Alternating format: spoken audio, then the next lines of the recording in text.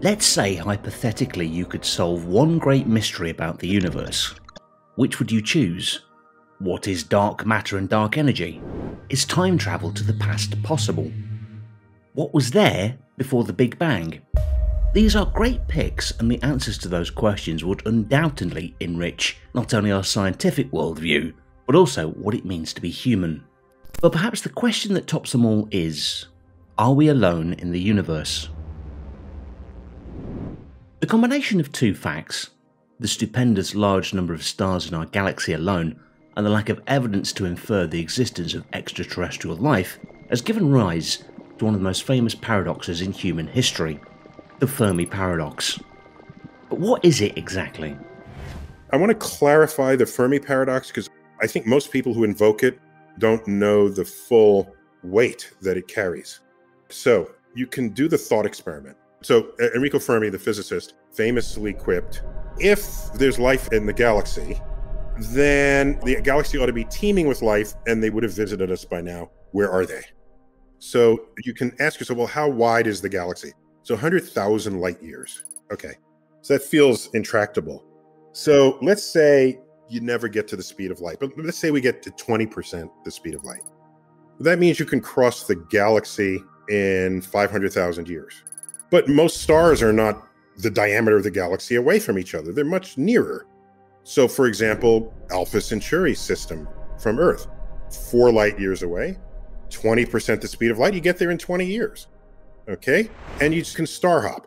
So imagine you go to a planet and then it's with a robot, and then the robot builds 2 copies of itself, and then they launch to other planets. Okay?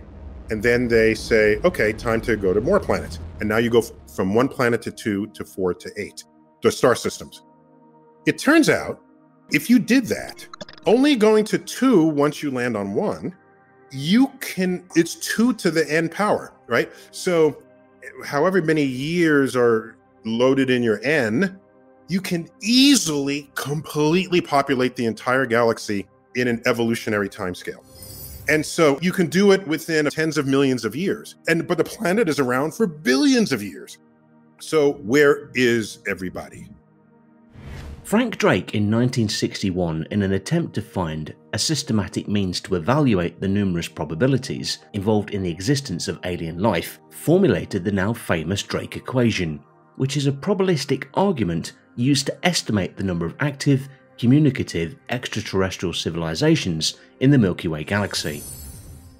Obviously, the Drake equation is thought of as an approximation rather than a serious attempt to determine a precise number. But at the very least, it provides scientific dialogue in an attempt to answer one of the greatest questions in human existence. Are we alone in the universe? Are we alone in the universe? You can ask a different set of philosophical questions. You can look at all of the layers of bias that are inherent in how we even go about answering those questions. Because the life that I know lives on a planet, but maybe life also lives on moons. Maybe it lives in gas clouds. So we go through all of the biases. There's a carbon bias, right? We are carbon-based life. Some of these biases I think are fully legitimate, but if you really want to search with wide a net as possible, also consider the Goldilocks Zone. We know life needs and thrives on liquid water. So if you're going to stick a planet in a star system, not too close, it'll evaporate the water. Not too far, it will freeze the water. So there's this zone, this belt around any star where a planet would naturally have liquid water if the conditions allowed. And so then we learned, wait a minute, the sun is not the only source of energy in town. Jupiter and its tidal stresses on its surrounding moons is a source of energy. So one of Jupiter's moons, Io, is the most volcanically active place in the entire solar system because Jupiter is pumping it with energy. And so now we have to think, if life needs the warming energy of it just needs an energy source, why does it have to have a star? And then we learn every model of the solar system that we construct, that of any star system when it's born, most of the planets that formed are on unstable orbits, and they fly out into stellar space. It may be that there are more vagabond planets than there are planets bound to their local star systems. So you say, well, that's not a good prospect for life. However, Earth still has energy sources in its core. This is how you get volcanoes and all these mid-sea vents that are pumping very hot waters into the bottoms of the oceans. If you're a life form thriving on that, you don't even care if you were ever orbiting a sun. So this notion that we want to look for planets and look for a habitable zone, or Goldilocks zone, may be needlessly restrictive as we go forward.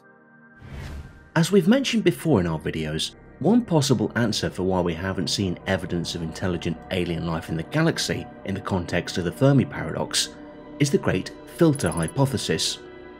Anything that prevents non-living matter from undergoing a biogenesis to then becoming a space-dwelling civilization can be in principle a great filter. The lack of evidence for intelligent extraterrestrial life does not rule out the possibility of extraterrestrial microbial life, or any kind of primitive alien life form for that matter, from being ubiquitous.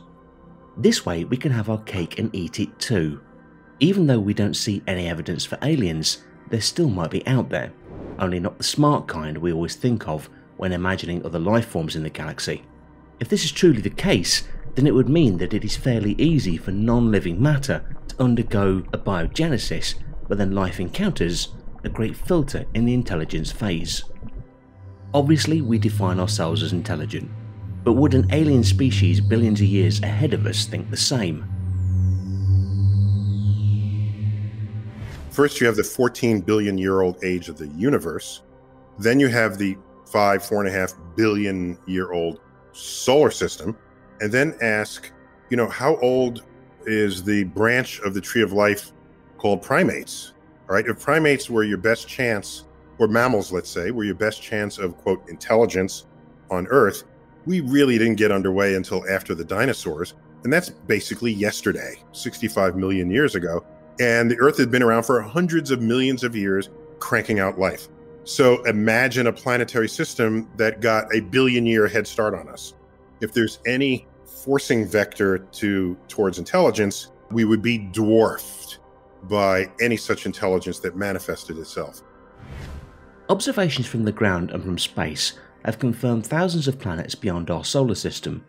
Our galaxy alone likely holds trillions of planets. It is just unimaginable to think that only Earth has had the right conditions for life to emerge. Some have suggested that the answer to the question why we don't see aliens all around us is because we are simply too dull-minded to even grasp what cosmic footprints aliens would leave behind. In the constellation Cygnus, approximately 1,470 light-years away from Earth, there is an F-type main sequence star, dubbed Tabby's star. The star was discovered to exhibit strange behaviour, including unusual light fluctuations of the star, from up to 22% dimming in its brightness. Several hypotheses have been proposed to explain the star's large irregular changes in brightness. One of the hypotheses is that the changes in brightness could be signs of activity associated with intelligent extraterrestrial life, constructing a Dyson swarm.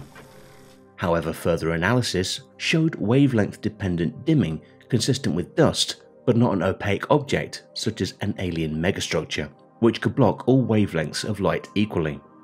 One interesting thought, if we were ever to find signs of intelligent extraterrestrial life, is that we will find artificial intelligent alien life, meaning that they will have transformed from biological to digital life forms. And maybe for some alien species that transition is not even that metamorphic.